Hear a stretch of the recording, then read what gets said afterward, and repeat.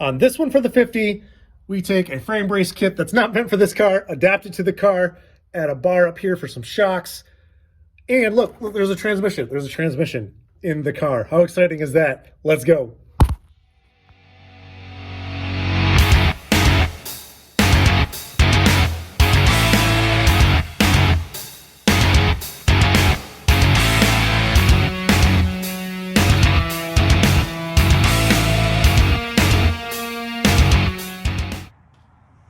So this kit is for shoebox Chevy, 55, 56, 57. I got some schematics off of the internet to compare frames, and I thought they would be close enough, but there's gonna be some finagling that I have to do in order to make this work in the car. The reason why I went with this is because it needs some kind of chassis bracing. I mean, there's nothing besides this front cross member, this one, and then one all the way in the back, and then the body that's basically holding the two frame rails together. Obviously, that's not gonna be good enough to support 700 horsepower that we're going to get out of that LS with LSA. Yeah, I don't want any twistage. So that's what this is hopefully going to solve. That's going to be fun. And then I also got this piece here. It's just a piece of 1.5, 120 wall DOM tube that I'm going to mount up more towards the rear. Let me show you where the shocks used to be, because shocks used to be mounted up into the body. So there's a brace and the shocks go in right there, but there's enough space in between the frame rail there that's where that piece is going to go. I'm going to weld that in to the frame, another brace to keep the frame from shifting and moving around. So that's going to work out nice. Yeah, in order to get started on this though, I'm going to take the engine, transmission, mate them up just for right now, shove it back into the car, and then kind of just start mocking stuff up and hope that stuff fits. I also want to first like clean up the frame rails where I think that these are going to kind of land.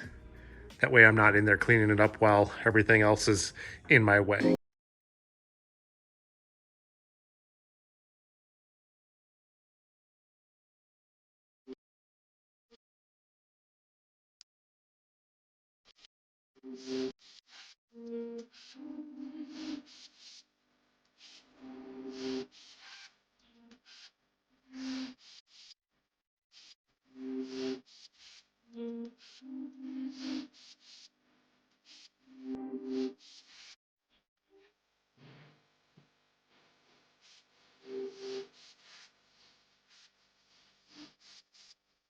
You're not going to believe this. I barely believe it.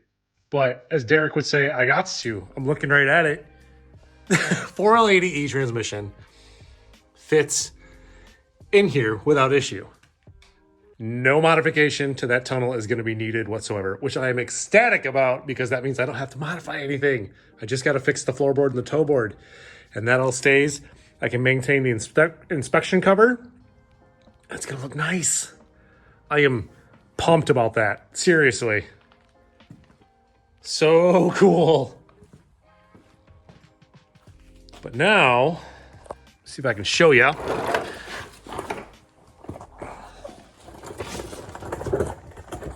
All right, it's kind of dark. But I got the cross member bolted up. And basically, I got to take those other pieces and mount them to the frame in order to line up with this. That's the end goal. I'm gonna see how much I can film of it because I know it's really dark underneath here. I'll throw some lights and I'll show you along the way, but that is the plan. But look at that, look at it's a transmission, 4L80E. It was like made for it. I love this. This is awesome. So what I gotta do now is basically make these braces fit the frame, and I have to notch them out in order to make them fit and also fit in between where that transmission crossmember goes because that's a fixed piece. So now that I have the transmission centered exactly where I want it to be, the pieces that are on there kind of has sliders on them. So you have a little bit of play, but as long as I copy these marks over onto that tube, because I took this tube and used it on both sides and it fits on both sides, works great. But yeah, I just gotta make these cuts here and clean these up, and I should be able to tack weld everything in. My plan is where these things actually land. The rear one, pardon the rust, hits right on that leaf spring, right on the other side of where that leaf spring mount is. So that's perfect. In my head, that makes it a little bit stronger, the whole frame section, because you got load right there and then load, and then it just transfers over. And then the other one hits right on that body mount there. So I think that'll be good. Yeah, I got the frame actually cleaned up on both sides inside there. I wonder if I can actually show you. I got some light underneath there. Let's see if we can see together. So yeah, so you got the frame cleaned up there, and then it's got to hit that notch there, and that'll get welded onto those pipes, and it'll land right there. So yeah, that's the plan. Sorry you can't see that much, but know that this is more of a pain in the ass for me than it is for you. Click. Just clamp both pipes together, tubes, whatever you want to call them. Cut them off at the same angle, ground them down until they were even with each other. I don't know if that's the most scientific way to do it, but it worked. So yeah, now I'm going to mark out where the cross member meets up, and then I'm going to clean up that edge there. And I'm also going to put a brace from the frame to the center there. So basically just clean up the whole tube. All right, show and tell time. So the transmission is held up in there on its own. Jack's out. Oh, hold on. Doesn't this thing have a light? Why not? Why no? No. Shit. Ooh, look, a light on the phone. Cool. Show and tell time. So transmission, guess what? It's up in there on its own. I did some healthy tacks in to hold everything in. Once I have the body off the frame, fully weld this in, and I need to make some support pieces that go from the frame out to the side here to give it a little bit more rigidity. Yeah, everything worked out pretty well. The one thing is though that, okay, two problems with this kit. First one, this vertical and this vertical, because there's huge ends on there. This one's like tipped a little bit more compared to this one. So the brackets tipped a little bit. It made my OCD go crazy. So whoever, your jig's off, just to let you know, your jig is way off. I guess I'm just gonna live with it. It's the transmission centered, it's level, it's exactly where it needs to be. So you know what, whatever, it's fine. Next thing is, so let me make more weird noises. So I got a piece that goes, it's like a support piece that goes from this bar to this bar. Let me show you it.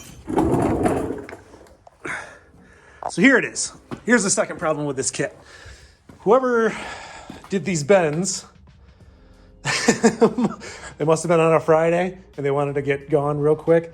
You can see how much shorter one end is than the other. Well, I need that end to be about 1.5 inches longer in order for this to be completely centered where it needs to be.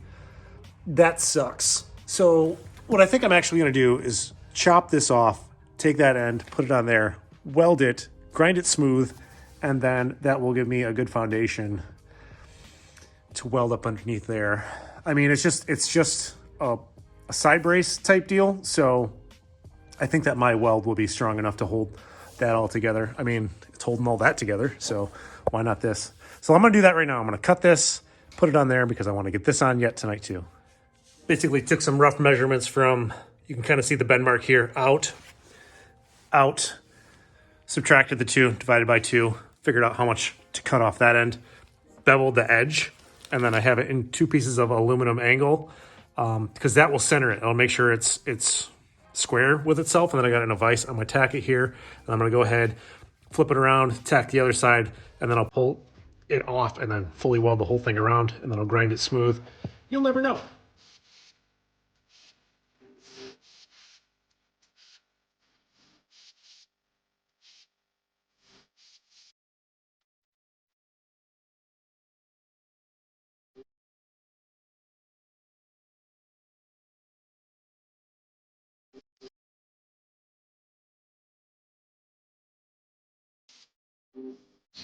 back underneath.